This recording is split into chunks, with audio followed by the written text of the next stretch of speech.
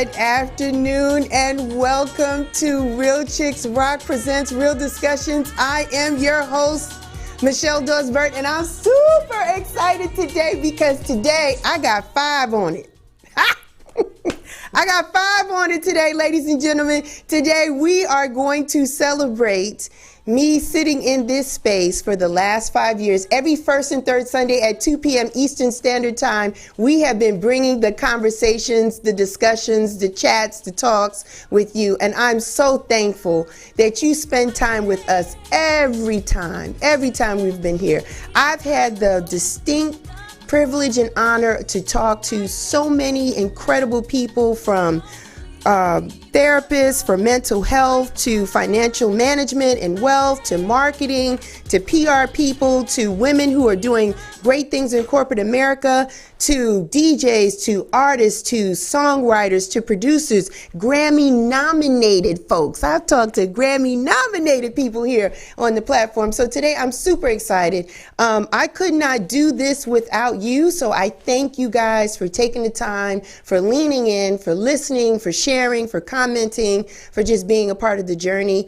I'm thankful. I'm thankful to Status Network, who has been holding me down for the past 5 years. I could not do this without them. So thank you, Jack. Thank you, Ned. Thank you, everybody that's been the Status Network team that has been allowing me to put out a quality show time after time. I couldn't do without those guys. So without further ado, I'm not going to bore you. Maybe I'll say some more thank yous towards the end. I got some anxious, beautiful, talented guests that want to get it in and start having some conversations with me. Today's topic: the ladies who sing, part 2. Yes, part 2. My part 1 was back in 2019 when I talked to Julie McKnight and Dawn Tallman. We had a blast. And the thing about it was, Julie surprised me because I thought she was going to call in from North Carolina. She was in Atlanta and came in and shared the space with me. And it was just a great afternoon of conversation. And so today is part 2. And I know I got a lot of new listeners because these women are dynamic and phenomenal, and they got followers and people that love them and support them. So let me tell the people a little bit about what Real Chicks Rock is all about. We're all about the empowerment of women, and we have been doing this through creatively collaborating and connecting to raise awareness about issues that impact women. We do it through community service, public speaking, mentoring, events, and the arts. And so, as I said at the beginning of the show, this is 5 years of doing it at this desk. Well, in this format for 5 years. And so we're excited, super excited. So today, I like to introduce my ladies because these ladies, they can sing, y'all. They like to sing. So I got Tasha LaRae and T. Diviniti Smith as my guests. Hello, ladies. Hello. Yes. Hi, ladies. How are y'all? All is well. All is well. Look at those big, beautiful smiles. You ladies are just as excited to talk to me as I am to talk to you, right? You know it. Yeah. Let's get it in. Let's start chopping this up. Let me start with you, Tasha. Where are you from?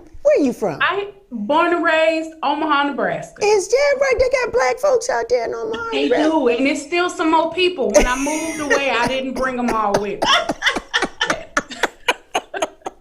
How was it growing up in Omaha for you?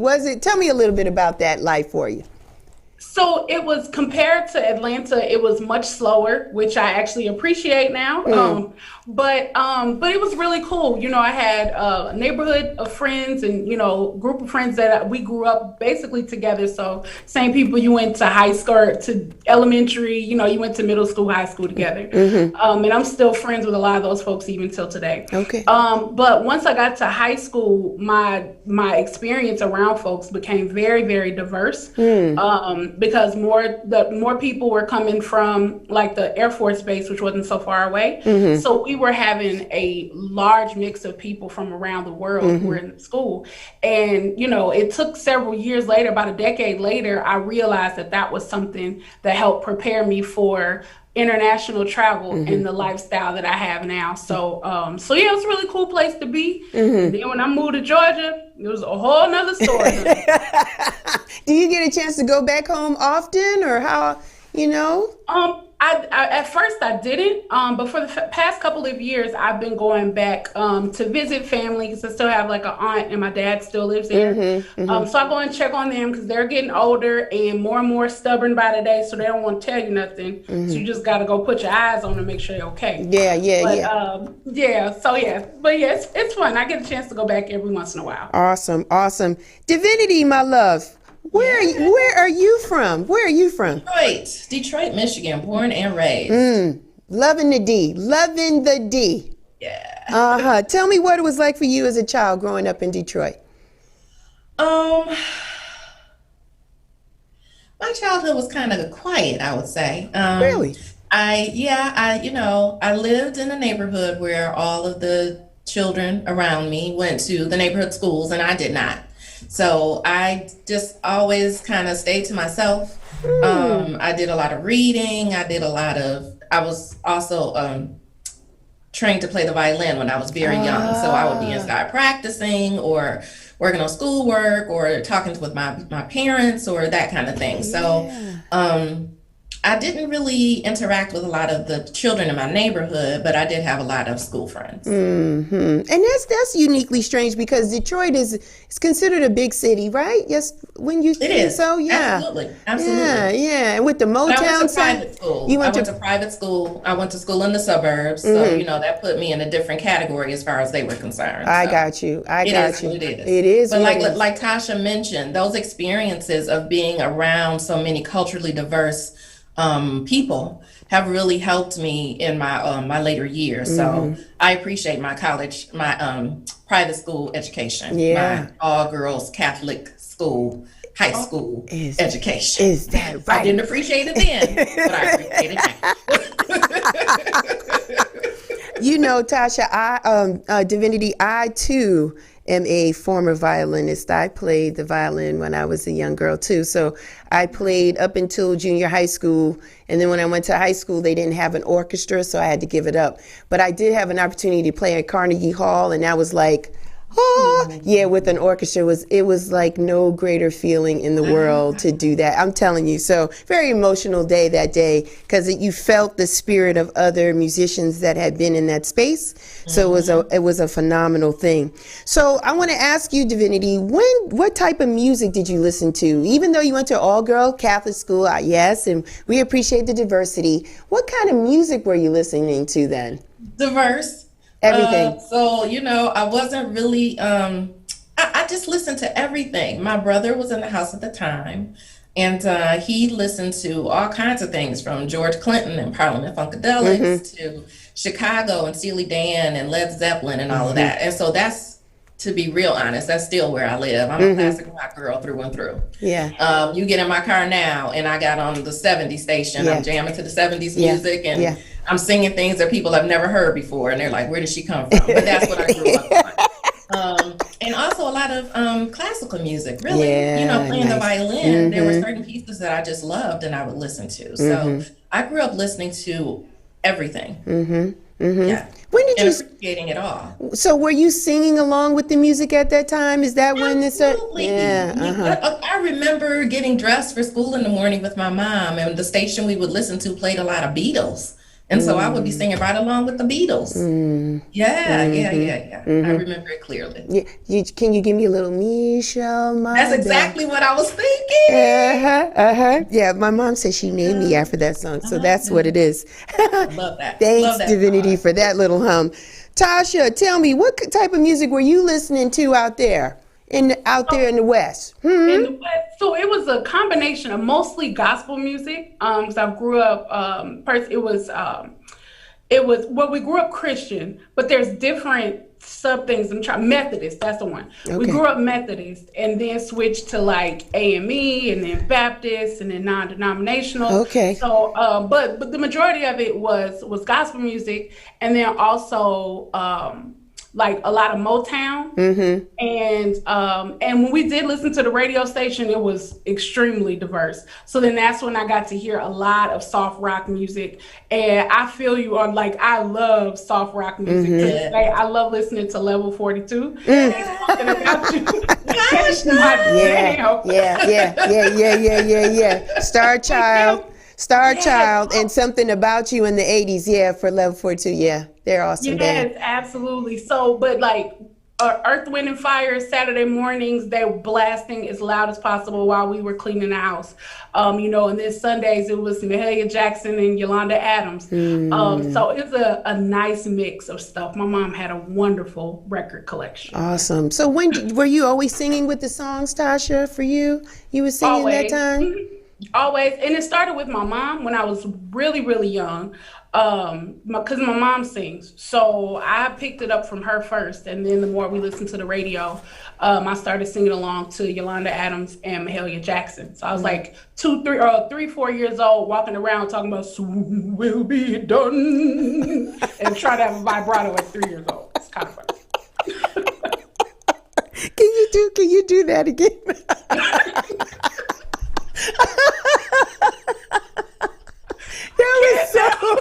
That was Oh my fantastic. gosh, that was so good. I felt that. I thought James Cleveland was coming to you for a minute. You so silly, Tasha. Oh my God. Did you always know you wanted to sing? I did. I've always been interested in it, and I remember hearing at my Sunday school, my teachers would say, they'd be like, she's gonna be a singer. For some reason, I don't remember a whole bunch of stuff, but I remember that. And then the older I got, the more involved I wanted to be. It wasn't until I saw Lauryn Hill in Sister Act 2 that I was like, I actually want to do this as a career. Because that was the first time I saw somebody who looked like me, and they were singing, and they were on the other side of the television. So I was like, how do I get inside this TV box? And so that was my thing. Starting in high school, I had my own insecurities that I was dealing with. And so for a long time, I didn't want anybody to know I sang, because it seemed like that would be the only reason why they wanted to hang around me. But once I got older and came into my own and, got a lot more confidence, and then I just turned into, I want to sing, and these are the reasons why, so I'm going for it. Beautiful story. Beautiful story. Divinity, did you know you always wanted to sing? No. I'll take that answer. I'll take it. I've always loved to sing, but initially my focus was, like I said, on the violin. I learned to play when I was very little. I learned through what was called the Suzuki method. I was like 3 or 4 maybe, and they taught my mom, and my mom in turn taught me. That was how the program worked. So when I say I grew up playing the violin, I did, and I wasn't wild about it, but that was what my parents wanted me to do, and that was what I did. So I played through high school, and then when I felt like I was old enough to make a decision, I put that thing down. I always wanted to take voice lessons, but I never really thought that I would be a singer. So songwriting, yeah, because poetry has always been a go-to for me, but not necessarily a singer. So why did you pursue it then if you didn't think that was something you wanted? I think it pursued me. You think, I think it pursued me. Yeah. I always sang, I was never really shy about singing. But I remember being, I was like the class jukebox on the bus. So like I said, I went to private school, so I would take a bus to school, and it would take us a while to get out there. And so people would be like, this song, sing this song. And I would sing it, do all the beats and all of the stuff. Wow. So yeah, I've always done that kind of thing. And I even helped to establish a gospel choir at my school. Nice. But in terms of being a professional vocalist, no, I did not see that one coming. Do you remember your first professional experience, Divinity? You remember the first time you sang professionally? I remember my first studio experience was with Terrence Parker when I was in high school. And my first professional gigs, I want to say, were at a club in Canada. I can't think of the name of it right now, but I was just releasing music on Women on Wax, and Minx was playing at this club regularly, and she asked me to come and perform. And that was my first performance in front of a crowd.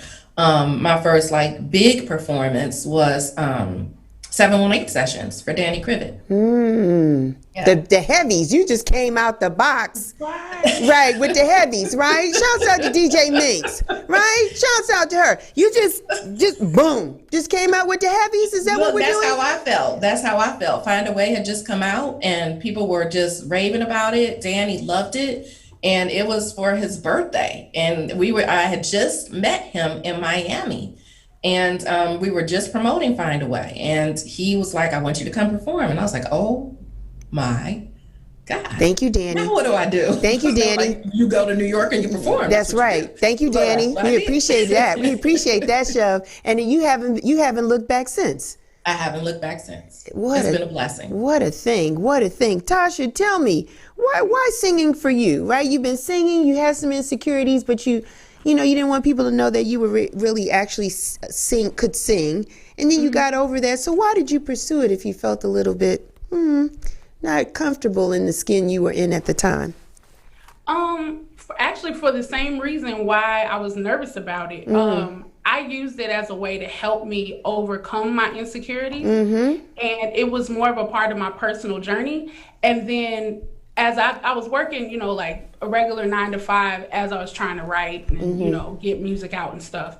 And I was meeting people who picked careers because they had responsibilities. Some of them picked careers because they were afraid, but they were passionate about something else.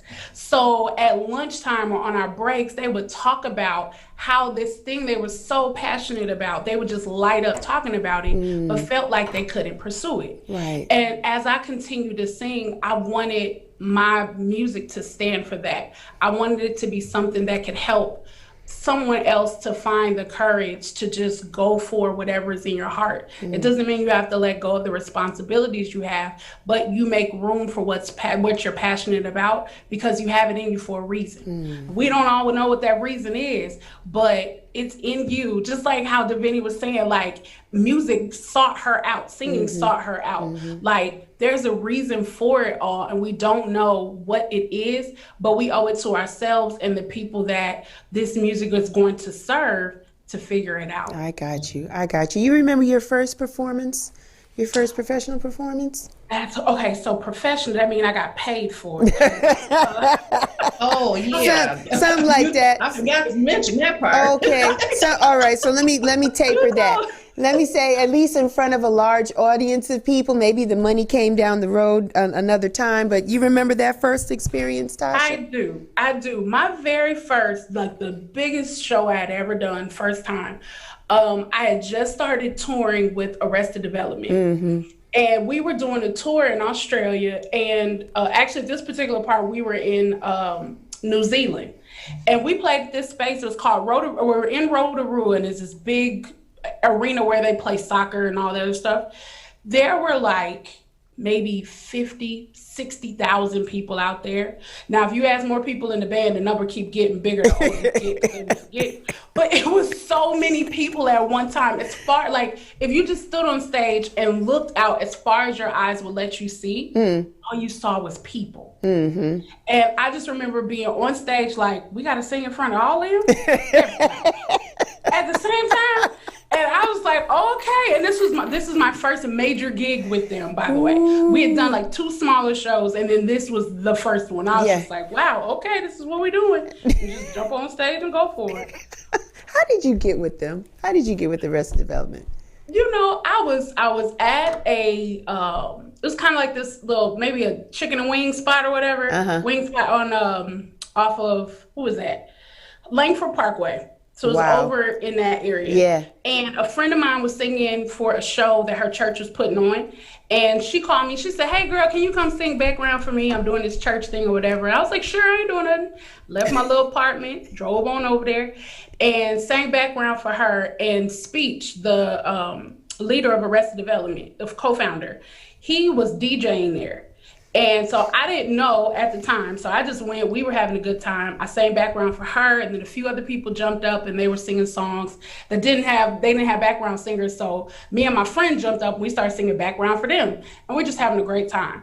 I went home that day, and the next day I woke up to an email from Speech. asking me if I'd be interested in auditioning. And I was like, who, this real? I didn't give him my email address. I didn't know if I could believe it, but I didn't know that Speech knew the girl I sang background for. Right. And so she sent him my information, and he reached out. And so I was like, yeah, sure. I'm interested in auditioning. Meanwhile, I'm freaking out. And a couple months later, I did the audition. And then a couple months after that, I was on the road with him. Wow. What a story. What a story. Tasha, is there you like singing with the group versus singing by yourself? Pros or cons? What do you like? Either one, doesn't matter. First of all, I love this question. Okay. I love singing with a group. Yes. Because there's so many other people on stage to look at. That it makes your insecurities kind of, they kind of level out. You're like, people ain't looking at me. They're watching somebody else, so it takes the pressure off. But I do enjoy singing by myself because I sing music that I write, and those lyrics are more meaningful for me. Yes. And then I can one-on-one really connect with my audience in a different way. Yeah. But the problem is that you're the only person on stage. So everybody is looking you, and they're paying attention to everything. So it's like terrifying at the same time, but I embrace the whole part of it. So I appreciate being able to be with a group of people and to be able to be creative with them and, travel all around the world and stuff. But I also love and appreciate being able to sing as a solo artist. And I'm doing more of that now than before. Awesome stuff. Tasha, Diviniti, let me bounce to you. Diviniti, we were talking in the green room segment about some of the people that said, hi, passed it on to me. Is there anybody that you would like to collaborate with from a singing perspective that you've not done so before? Oh, was that a heavy question? Tasha. Tasha's one. I'm totally open for the possibilities, The only person that I really sung with is Stephanie. Stephanie, we did a duet together. Yeah. But hey, there are a lot of people that I look up to as artists. Yeah. And too many to even start naming off. So any of those people, I am completely open. Singing with, writing for, whatever it is. Yes, down, totally. Would you be open to working in a group? I think I would, yeah. I've not done that since high school, and I mentioned the gospel choir that I was a part of. But yes, that would be something rather new for me. Even as a vocalist, when I perform live, I'm still just solo with background singers. But to be a part of a group would be a totally different dynamic. I'd be open to that. You'd be open to that. That'd be awesome. You mentioned Stephanie as a singer that you've worked with. Name some of the dope producers you've had an opportunity to work with. Okay. The beginnings were Piranha and Minx, Piranha Head and DJ Minx. That's where I started with Women on Wax. And I've done a lot of different songs with Piranha Head. I've worked with Andy Compton. I've worked with Charles Webster. I've worked with Louis Vega. I've worked with Jose Carreras. I've worked with quite a few people in the house industry. And then I've also been blessed enough to also do some collaborations with people outside of house music. I just had a duet actually with Piranha Head and myself and Fonte, a singer from the Foreign Exchange. Love them. Yes. We just did a song that was on Zoe and Tall Black Eye's latest release. Nice. And I've been blessed to work with Le Nubian. I've been working with Carmen Rogers. Yes. So yeah, I'm good with that. I'm very grateful for all of those opportunities. A lot of dope artists you've worked with, Diviniti. Congratulations on that. And gosh, help me. Ooh. I'm working with Josh Milan. That's he's producing my album. Yes. So I was trying to say I don't want to not say it. Yes. So I have really been blessed. I really, really have. Shouts out to Josh Milan. Yeah. I think that's where you and I met, Diviniti, in Greece for his 50th birthday. I think we met before then. We did in Atlanta? Not to have in-depth conversation, but at House in the Park for sure. Okay. But Josh's event, his birthday event in Greece, is when we really got a chance to sit down and really chop it up. Yeah. So yeah, that was nice. Wasn't that nice? Amazing. That was amazing. Gorgeous. I had a good time. Great time. Thank you, Josh. You should turn 50 again. I had him on my show too. Thank you, Josh, for being a guest as well. Is there a producer that you haven't worked with, Diviniti, that you'd like to work with? Is there anybody else that you'd like to work with? You know what? At Jazz knows that he is on my radar. That's heavy. I have told him I am manifesting him. And so as soon as he gets on board, it's gonna happen. He's like, yes, it's gonna happen. So that's all I need. That's a good one. That is a good one. Yeah, you would do some great work with that one. Wow, that's an awesome one. Awesome. Tasha, for you, you got a favorite singer or two you'd like to la la la la la la la? Yes, well, definitely Omar. This is literally written on my vision board. Oh my gosh, I love his voice. Oh my goodness. And you got to keep your hands to yourself when you're singing with him now, girl, because I'm just going to put him in your pocket. Yeah, you can't be, because he be hitting them notes and it's a wrap. He'll sing to you and it's over. It's done. Yeah, so I'll just put my hands in my pockets. I'll wear leggings and dresses with pockets, and I'll be fine. Okay. So Omar, anybody else on the producer side? Producer side, I would love to work with Black Coffee. Very nice. I really would love to do that. Yeah, that's one major one. Yeah. Awesome. We got to get you out there. We got to send you South Africa so you can do it. Right. So talk to me, Tasha, life during the pandemic, what are you doing differently? I mean, we're starting to ease up a little bit now. People are getting a vaccination, whatever. Things starting to feel like people are tired of being in. It's been a year. But how has it been for you this past year?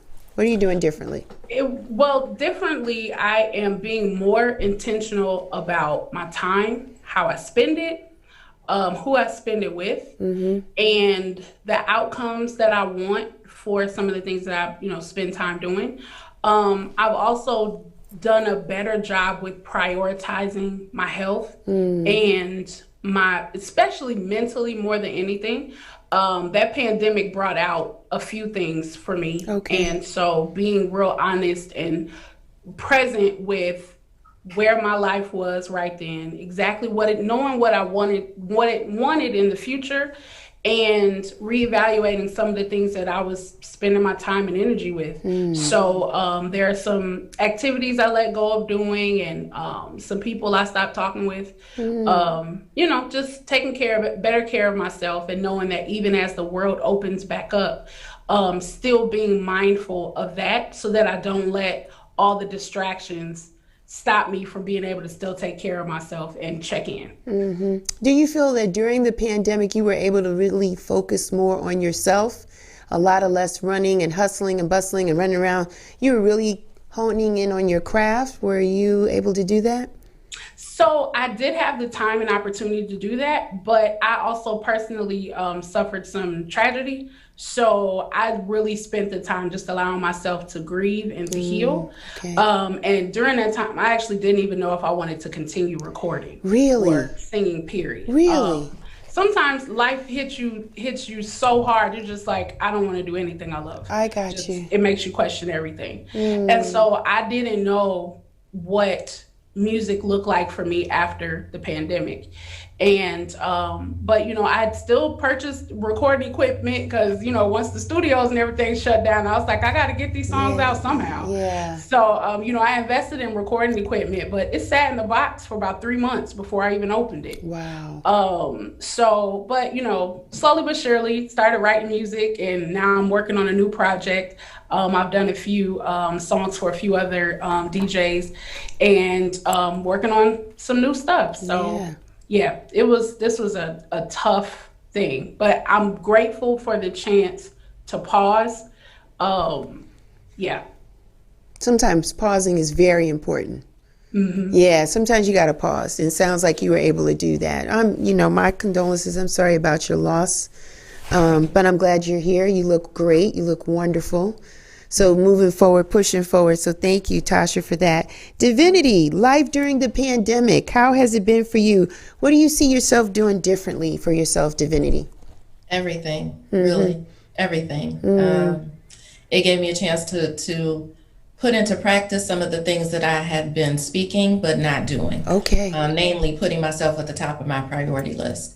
Like Tasha said, prioritizing my mental health, my spiritual health has been first and foremost during this time.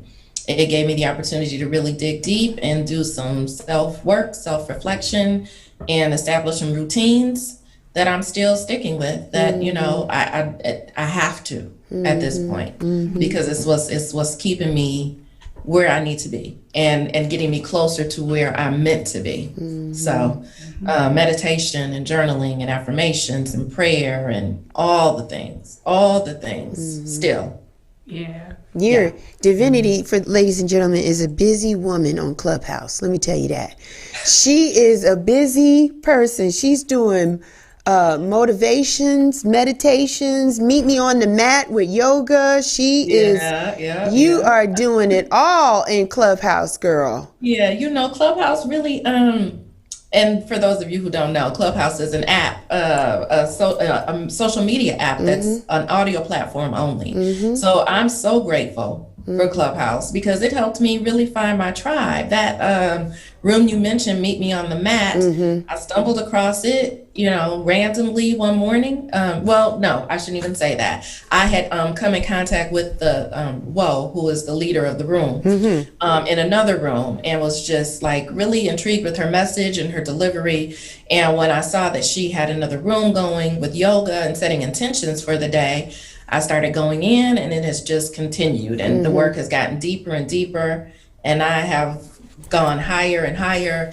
And I've found a tribe that I really feel connected to, and we love and support each other there. And it really is, it has done wonders for me. That's amazing. I have been working with another coach also during the pandemic, a transformational life coach, who really, really helped me, because I felt like I was really struggling with dealing with the pandemic. It was really taking a toll on me, to the point where I am grateful that I was aware enough to know I need to reach out to somebody and get some help.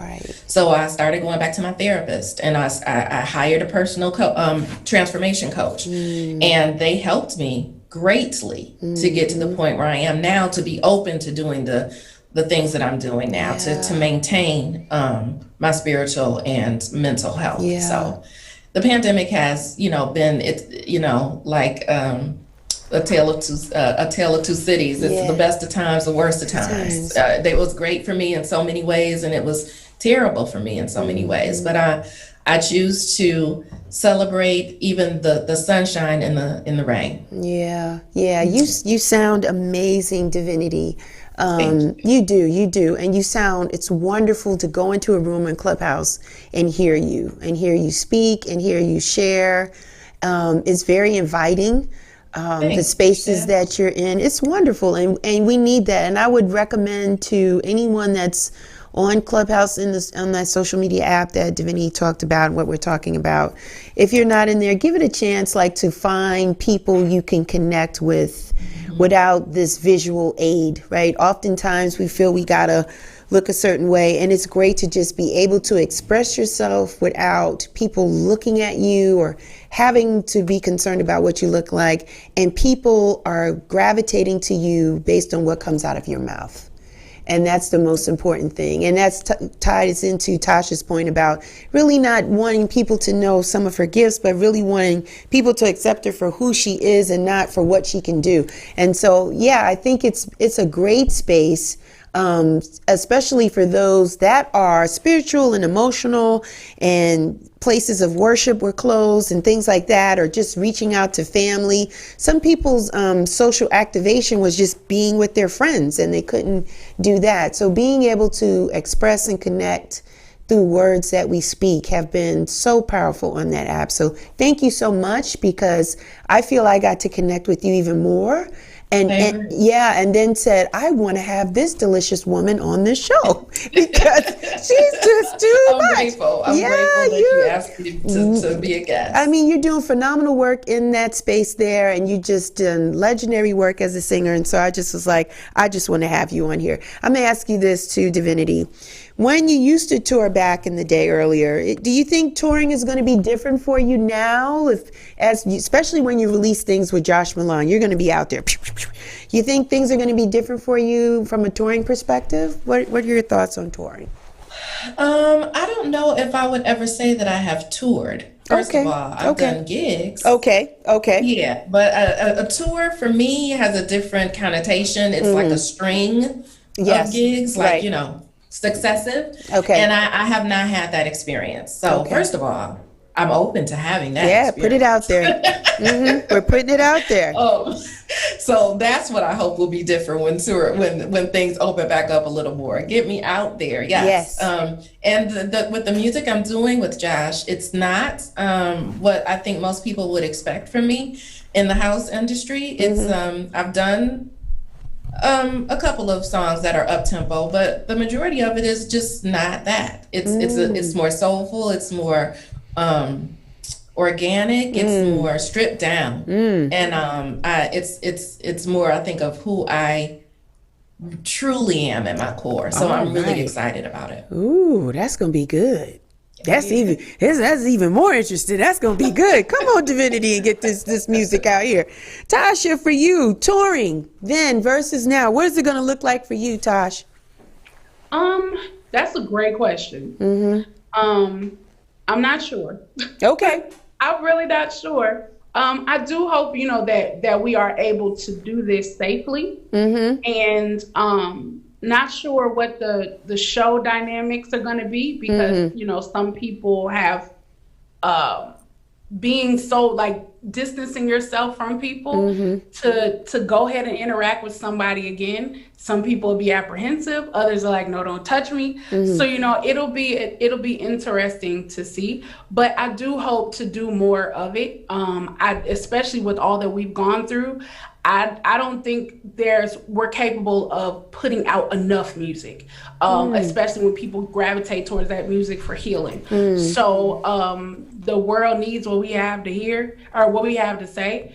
And a lot of people need to heal, and they're going to use music to do that. Yeah. And I would love to be a large part of that. Yeah. So I would love to get out and tour again, and hopefully we can do it safely. Yeah, man. Listen, you said something there. You said a mouthful. Music has pulled a lot of us through. Lot of us through. And shouts out to all of the artists that have kept us entertained, kept us inspired, through Facebook, through IG, through Twitch, whatever, through Zoom, because we needed it. Like, we didn't know what to do. We didn't see the light at the end of this tunnel. We didn't know. 2020 was kind of dark for a lot of us. We just didn't have any idea. And music was a healing mechanism. So you're right on that. Tasha, did you have an opportunity to do a gig like a few weeks ago with Arrested Development? How was that for you guys? Yeah, so that gig we performed at a place in Marietta, and the place was packed, 100% sold out. Is that right? To capacity. And this was, at this time, I hadn't even gotten the vaccine. Okay. So it was basically wear your mask and try to stay as far away from people as possible. It was tough. I was nervous. I was really nervous. I was really concerned. And I wasn't just concerned for myself. Not knowing if it really was truly safe for us. I'm like, Lord, this is a room full of, especially, and I hate to make the distinction, but it's on purpose. Okay. I was like, this is a room full of Black people. I don't want this to turn into something like, oh, a whole bunch of Black people got together and everybody got COVID, type of thing. Like, we weren't being responsible and all this, because it definitely wasn't the case. But you saw how hungry people were to get out. Yes. And to be around people and to get that love and that all the energy you get when you're around those folks. And so it was beautiful to see so many people out. And at the same time, I knew I was terrified of just because all I had was my mask. That was it. But after that experience, you know, people danced, they had a great time. Some people had masks on, some people didn't. They didn't care. They just wanted the music. And at a certain point, you just let go and let life happen. And that's what happened. So it was a beautiful experience. And then a couple weeks after that, I just got the vaccine. I was like, forget it. We gonna just do what we gotta do. Yeah. And keep the music coming. Keep it pushing. Keep it pushing. Tasha, you seem very inspirational and motivational. How come? Why are you so giving to all of us every single day with the cute smiles and the videos and the Friday and all that? What? Come on and tell us. Tell us what's going on. We know racism sucks. Talk to us a little bit about that. But why? Why are you so that way? Why are you that way? That's a great question. I think I don't know. I thought I knew, and I don't know if I know. I know a lot of it. Sometimes I need to hear some of this stuff too. So even when I share it, it's like the Lord is like, listen to what I'm telling you, child. It's you too, you know. So, but just wanted to share that. Like I said, I truly believe that there are so many people that are put here on this earth for a specific purpose, and too many of them have been passing without letting that purpose live. And a lot of the problems that we have in this world today, I truly believe could have been solved through some people living out their passions. And we don't know how one little thing that we do, it might seem small to us, but we don't know the ripple effect that has on the world. So it doesn't, you know, you don't have to be this person that does this great big thing, but it's just like being yourself unapologetically every day has a larger ripple effect than what we even know and understand. So I truly want to show up in the world that way, especially since I've been so scared to for a long time because I was afraid of what people were going to think about me or what they were going to say. And once I realized that I had no control over either one of those things, I just learned how to not let it affect me to the point that I felt paralyzed. Right. And as long as I kept speaking and as long as I had the opportunity and the outlets to share, that's my part. And I do my piece so that when I go to bed at night, I know that I've done all I could do for that day. Yeah. And that's the rest of it is none of my business. She said it's none of my business. So I guess you being you is why we got this gratefulness is my superpower. Yes. Oh my God. Is that how this came about? Talk to us about how this came about. So that was a piece. That was a part of my healing journey. Okay. So at the top of when everything shut down in March of last year, I had just found out I was pregnant. And I was getting ready to be somebody's mama, and I was super excited about it. And about a month afterwards, I ended up having a miscarriage. And I was devastated and didn't know how I was going to keep moving forward, period. Right. The rest of the world was moving, and I'm just like, I can't do anything. I didn't know what to do. But what I started doing was just picking something random in front of me and expressing appreciation for that thing. Wow. I don't know why I started doing this, but it's just like I looked at whatever. It's like a plastic bag, a brush, a comb, like whatever was in front of me at the time. I just started expressing gratitude for it. Right. Because the more I did it, the better I felt. Yeah. And the more I appreciated what I did have, so that I didn't have time to focus on what I had lost. And it made me feel like I had more things to keep moving forward for. So every time I would feel down and just like when grief would hit, I would let the tears fall. But then I started reminding myself that I'm here. You're here. These are the things you're around. These are the people you're around. This is your purpose. You have to keep moving. You have to keep going. Wow. And so cultivating a practice of being grateful for something every day, I decided to make the gratitude journal because I was already writing in my journal. And I thought it would be a cool piece to just create it for other people who may have wanted to express gratitude in their life. Right. And it's really changed my life totally, how I view everything. But yeah, that was a part of my healing process. Awesome. Thank you for sharing that, Tasha. Thank you. Thank you. Diviniti, you too, same question. You seem very inspirational and motivational. Tell me why. Why do you share now? Why are you so giving in that space? First, let me just send some extra love to Tasha right now. Thank you for being so vulnerable and transparent and sharing your story. And gratitude, for those who know, gratitude can change everything. Come on. So, come on. Yeah, I appreciate that. I think that's just who I am, Michelle. I don't think that I think I've always just been this. Yeah. However you interpret that. I'm just me. And it comes out as positive. It comes out as inspirational. That's always the way it's been. I've always been the nurturer, the mama, come tell me all about it. I'm here for you person. And now as I'm realizing more and more that it's a gift. I'm a vessel. Yes. And I'm grateful to be used. I have really opened up to that, and just I speak what I'm given. I speak what's in my heart, and like Tasha said, a lot of times it's things to minister to myself. But I know I'm not the only person feeling a certain way, and so I want to share. So that other people who may be feeling what I'm feeling or haven't experienced what I've experienced can get a little bit of sunshine. Yeah. So it's who I am. It's who I've always been, and I'm pretty sure it's who I'll always be. And we're thankful for that because Divinity, you are beautiful, and you matter, and I believe in you. Right? So tell the people about this project, the Little Bit Project. Could you just share Little Bit Project. About what this is? It's my baby. It's my nonprofit organization. And I started it with those cards that you're holding, those little affirmation cards. I got these in Greece. My goal was to just spread love. Yeah. Just spread love and positive energy.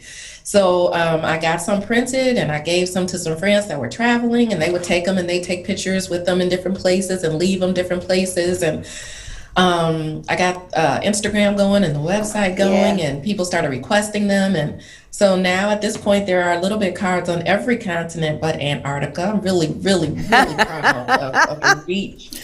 And it just makes me feel good to know that something that my energy is an integral part of is making someone else feel good.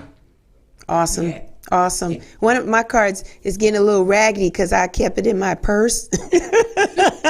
So Michelle, the point is to keep a couple for yourself and to give a couple away. So you hold on to those and I will send you some more. Okay, thank you, because I got these one in Greece and I've held on to them and I keep them on my desk at work and at my house, and I was like, believe, and you are beautiful and you matter. And I think these are beautiful because sometimes you're absolutely right. I do need these reminders. We do need these reminders because we forget. And even this morning in celebrating today, I was like, does this matter? Is this making a difference? You know what I mean? But we question our gifts. I say that to say sometimes we question our gifts. And I think that's part of the process in keeping us humble, right?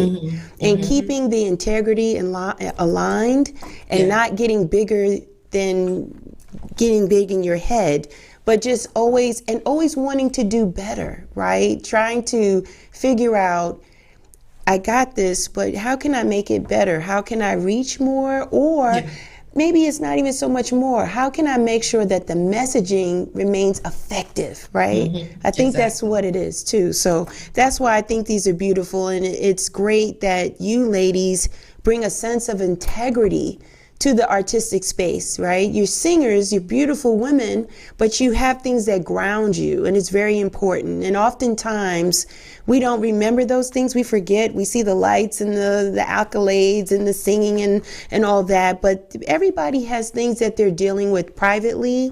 And I thank you ladies for just being transparent and sharing what you do to make sure that you're still on point. And that, things go off the rails from time to time, but you have things in place that helps you to get back to what's important for you, Right? And we used to think that was selfish as Black women, but it's strategic self-care. It is self-care. This is self-care, putting ourselves first before we are able to do anything else for anyone else. All right? So that I just wanted to just bring that out about the Little Bit Project. Thank you for doing that. Tasha, you over there. Tasha made it. Is that right? What Tasha making over there? I saw some things going on Instagram. You cutting and carving and doing some stuff. Tasha, what are you doing over there? Did you make the earrings you're wearing today? You know I did. Yes, she did. Listen, I got mine. I get compliments on these babies every time I wear them. And there's some young lady in the community that has the same pair as these. And we just point at each other and say, Tasha made it. Yeah. So listen, I get compliments on these babies all the time. How did you get into the space of making earrings and other things? How did you get there? So when it comes to like rocking jewelry and like funky colors and all that stuff, that's something I'd always been interested in. But when I started touring with Arrested Development, I was like, y'all in front of a bunch of people. I was used to doing, a couple of 20 people at a show or whatever. I was like, it's a lot of people. So with our outfits and stuff, we put a lot of, you can wear like, denim and mixing African prints and all kinds of stuff. And so when I was getting prepared for that Australia tour, I started putting my clothes together. I was painting on denim and then I was like, oh, it'd be really cool to have a pair of earrings to match this. And so I made that. And then we went on tour. I got so many compliments. When I got home, I was like, we about to make this a business because people were wanting the earrings right off of me after we got off stage. They didn't care if they were sweaty or whatever. They wanted them. So I started designing jewelry, and it was an extension of me being able to help someone else feel confident and hoping that they do get a bunch of compliments and hoping that when they put them on, they instantly smile and that they're having fun and they enjoy their life, whatever that means for them. Yeah, it does. It's doing the trick. And so I appreciate these. These are beautiful earrings. And I look at them on Instagram. You got a great selection out there. And we're going to talk about how people can get at that. But I want to talk about the other thing that you're passionate about. Racism sucks? Yes, no? Yes. Talk to us about that, Tasha, and how was that birthed and why? Yes, so that was a movement that I started in 2014, and it was out of sheer frustration. We were starting to see more proof of police, basically black people being killed at the hands of police. Right. And it was so in front of our faces. And yet at the time, there were still people who didn't believe that it was a problem. Now, it's something within the African-American community. We've known it all of our lives. We've grown up with it. Our parents have grown up with it. It's literally a generational issue that we've been talking about for so long. And now, thanks to technology and more people basically having the power to be their own reporters, we're starting to see more of it. And so now, more and more people cannot deny that it was an issue. So I wanted to create a song around it, and the lyrics for some reason were not coming, but that whole message of just racism sucking, just that stuck with me. And I was going to use something a little bit stronger, but I remember talking to my grandfather about it, and he said no. He was like, the two words you want to use are both very strong by themselves, pick one.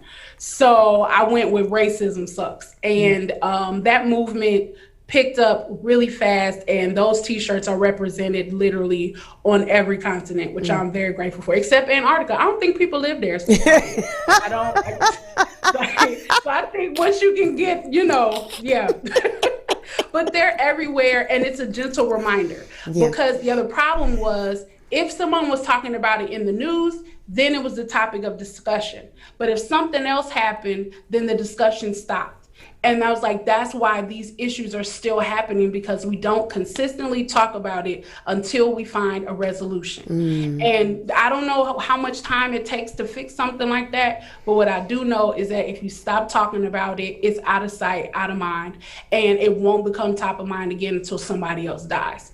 And that was a problem for me. So I wanted to keep that message. I was like, we're disrupting everyday life. So put it on a coffee mug, put it on a t-shirt, put it on a bumper sticker, wherever somebody is. Just when you think life is great, we still have this issue that we need to fix. Yeah.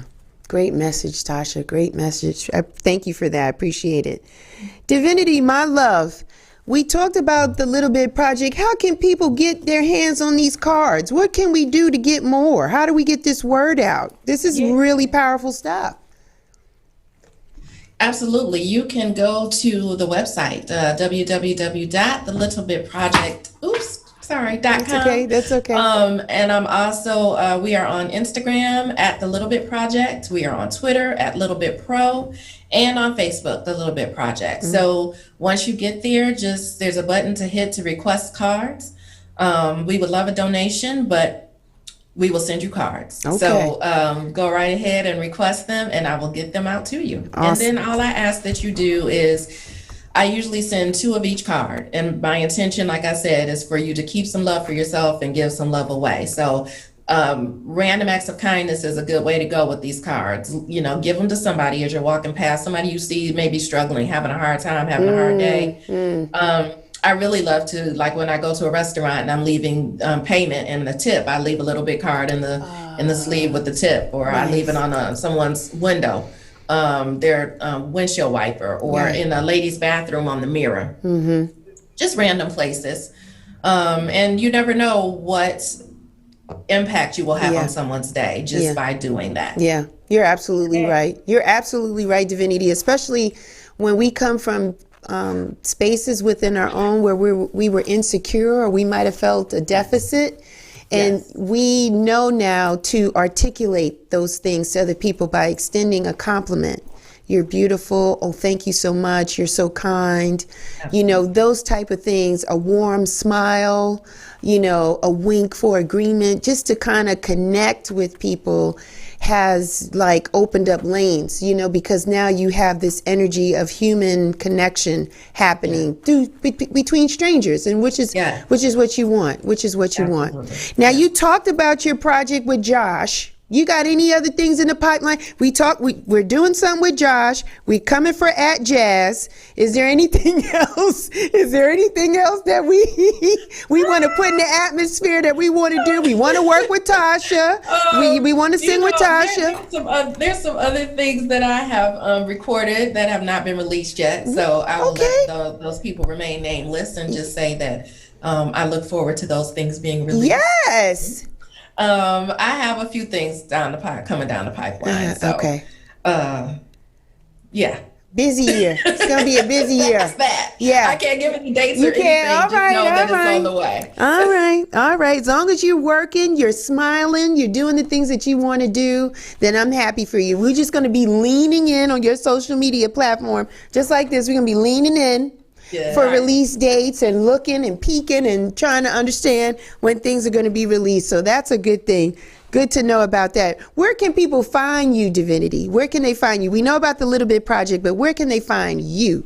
Yeah, I'm on Facebook, Divinity, and I am on Instagram at Divinity. Mm-hmm. Twitter, I think it's Divinity Divine. I'm on TikTok, it's Divinity Divine. And I think that's all for my social media. Okay. You TikToking over there, Divinity? You TikToking? I'm TikToking, yeah. And you know what? The funny thing is, like Tasha said something about showing up as your authentic self no matter what. Mm-hmm. I was talking to a friend of mine, and I you know, people have been sending me TikTok videos, and you see the trends and everything. Yeah. And I was like, you know, I'm not really interested in TikTok. And she said, well, why don't you just get an account so that if you decide you want to start posting things, your name is already taken care of and nobody else has it. I'm like, okay, I'll do that. So as I'm watching these videos, I'm like, okay, what I'm not going to do is a routine to up. I'm not going to do anybody's routine to body, yada, yada. That's not me. So let me get on TikTok and be who I am. And so that's where Divinity Speaks came from. Divinity says.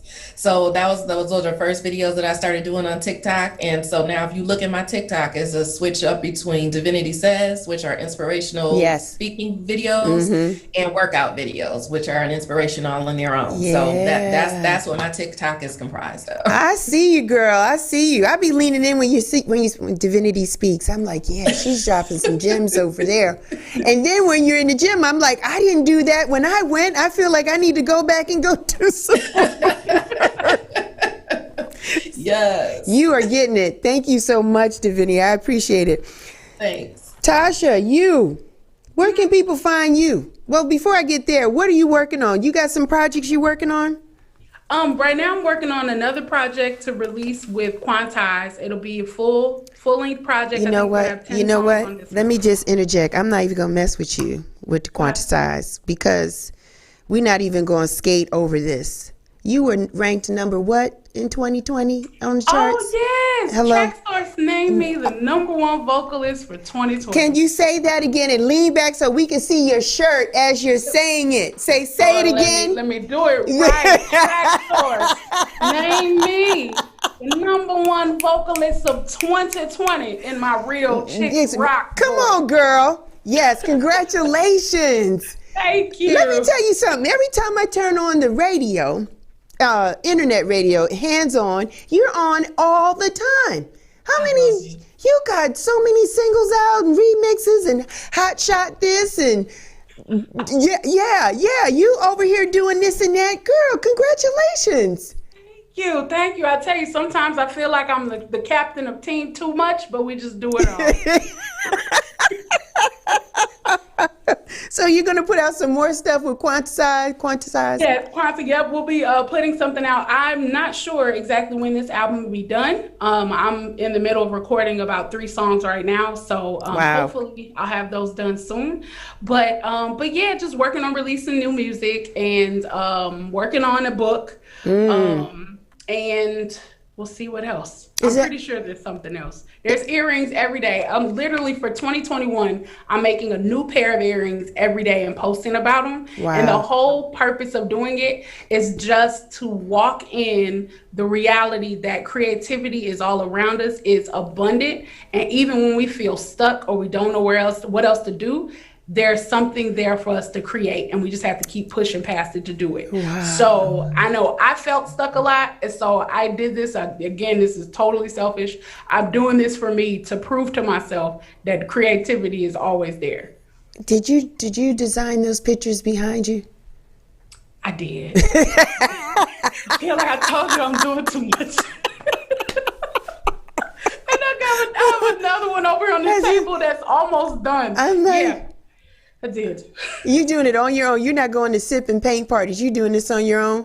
Nope, I just do it on my own. I sip in my house. You sip in your house. You doing a lot, girl. Where can the people find you? Not only for Tasha Made It for the earrings, but Tasha the singer. Come on, where can people find you? So the best place to go is Instagram. I am on there at Miss Tasha LaRae. That's MSTASHALARAE. I do have a website. It is being updated, so I'm not even going to share that. But if you find it, you got my producer laughing. I am working on it. Don't judge me. It ain't bad, but it ain't right. But yes, I'm on Instagram. I love Instagram. And I'm also on Twitter and Facebook. And it's all Tasha LaRae. So yeah, that's the best place. And then for the jewelry on Instagram, I'm at Tasha Made It. All right. Awesome. Ladies, I want to thank you both for your time. This was a fun, informative hour. Thank you so much. I am so glad you ladies had time to spend with me this afternoon, because today was a special day for me, and I just wanted to celebrate and just laugh and joke and learn more about you two ladies, and just thank you for everything that you do. You know, from an inspirational, motivational perspective, you inspire us, you motivate us, and then you bless us with your voices. And so thank you so much, ladies. I appreciate you both. Thank you for having me. Well, ladies and gentlemen, that is my time. But before I leave for today, there's a couple of things I just got to say. I want to say thank you again to look at the beautiful flowers that thank you Status Network team that gave me flowers today, and balloons I brought myself. Said I'm gonna celebrate myself. I'm gonna have a good time. But I want to thank everybody that has taken time to listen to me and come in and dial in and, check out the podcast, go to YouTube, have listened to us live, put comments in, like, share, saw me in the street, said good show, sent me a text, slid in my DM for the past 5 years. I can't believe it's been 5. It feels like a year, maybe 2. We've had some really good, insightful conversations here with some wonderful people. I can't even thank them all, but I'm going to try. Thank you all, my guests, artists, people, professionals that took the time to come and share with me for the past 5 years. I appreciate you so much. I want to thank all the listeners that have been listening and checking me out for the past 5 years and encouraging me to keep going. So thank you so much. I couldn't do this without you. I want to thank my mentor who constantly keeps me moving and thinking out of the box. Couldn't be here without that mentoring. So thank you so much. And I want to thank some of the people that kind of got me started and they didn't even know that they did because I just admired what they were doing.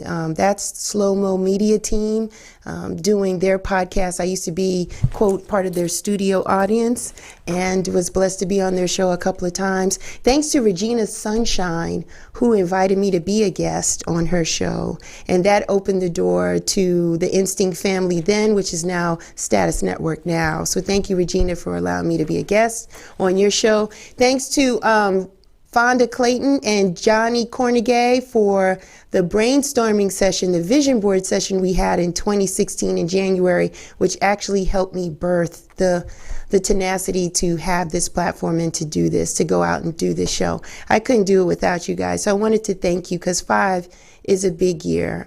So thank you so much for that. Being from New York, I said I was going to save this outro for my very last show. So I'm not going to do that. Oh, before I leave, for those of you that want to find me, I'm on Instagram, Facebook, Twitter. Check out the website, realchicksrock.com. YouTube channel, subscribe so you don't miss. Thank you. Today's show was powered by Hot Ice Live. Hot Ice Live is our sponsor for today. Go check that show out. We got a show coming up April 24th. Which is next Saturday, Spring Soul. It's an outdoor music festival, and it's going to have my friend here, Tasha LaRae, is going to be one of the singers. We got Algira, we have Philippia, we also have the marketplace being managed and run by Camille Morrison. Sounds provided by Rev Lee. It's going to be outdoors. I'm going to be there. We're going to make sure, masks. Bring your mask. Come on. We're going to take temperatures. It's going to be outdoors. It's going to be great because you guys are itching to get out. So it'll be in a safe space. It's going to be great music, great musicians, great time. Come on out. So go online, Eventbrite to get your tickets. You can DM me if you want more information. Go check me out on Instagram. Go follow and subscribe to Hot Ice Live for more details because that is something that they do very, very well. They've been doing it for years. Hot live entertainment for you to enjoy. Come be a part of the experience. So thank you, Hot Ice Live, for sponsoring this show today. I was going to say that what I typically do, I was going to say this was going to be my outro for the very last show. Very last show, whenever that was going to be. I don't know when that's going to be. Jack's looking nervous, my producer. I don't know when my last show is going to be. I'm going to keep riding this until the wheels fall off. But I decided because growing up in the Bronx in New York, I listened to this gentleman every single day, Monday through Friday. His name was Mr. Frankie Crocker. And he was on a radio station called WBLS 107.5 FM. And he brought music to us that we did not hear before. And he created a synergy and a vibe in New York City that we just never forget. And he was a radio personality that I said, if I ever got into radio, I would love to be something similar like him. Okay, well, it's not what I had I wanted to do all the way. I do love music. That's never going to change. This is more of a talk radio format than it is playing music. but I want to pay homage to him, and I'm going to pay homage to him every time I end my show. And one of the things that Mr. Crocker would say is, may you live to be 100, and I live 100 minus a day, so I never have to know that beautiful people like yourself had passed away. I want to thank you guys all for tuning in today. That's my time. I'm going to ask that you be well and take care and continue to rock on.